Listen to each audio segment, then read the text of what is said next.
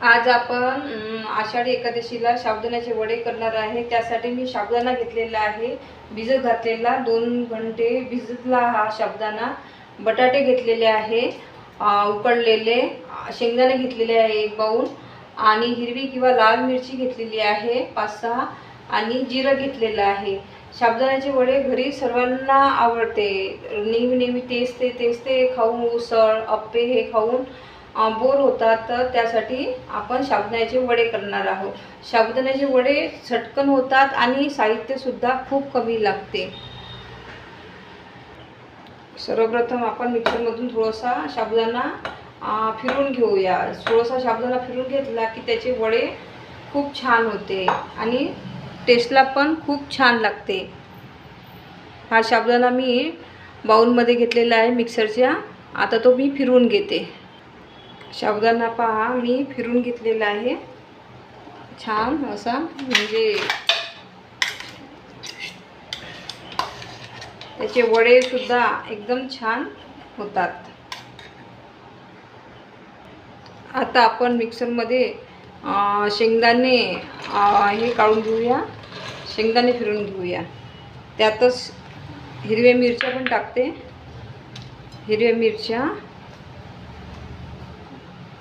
आणि त्यातच जिरं सुद्धा टाकते, आणि हे चांगलं आपण मिक्सरमधून फिरून घेऊया। त्या साबुदाण्याच्या ह्याच्यातच दाण्याचा कूट पण टाकते, आणि हे बटाटे पण टाकते बारीक करून मॅश करून।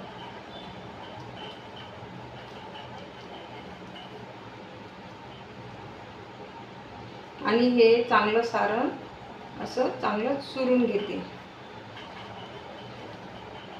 आपलं मीठ टाकायचं आहे त्यात। पहा आपल्या वड्याचं, साबुदाण्याच्या वड्याचं सारण तयार आहे। साबुदाणा मिक्सरमधून चांगला मॅश करून घेतला की त्याचे वडे सुद्धा खूप छान होते। पहा किती मस्त ते सॉफ्ट झालेलं आहे। आता आपण वडे करून घेऊया साबुदाण्याचे। पॅनमध्ये तेल टाकलेलं आहे आणि आता आपण छानसे साबुदाण्याचे वडे तळून घेऊया। आता आपण छानसे साबुदाण्याचे वडे तळून घेऊया। पहा हे छान मस्त साबुदाण्याचे वडे घरी सर्वांना आवडते आणि गरम गरम तर खूपच छान लागते। पहा हे वडे असे छान झालेले आहे।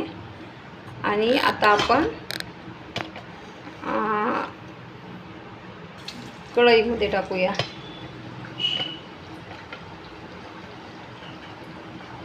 पहा छान साबुदाण्याचे वडे मस्त तळून राहिलेले आहे।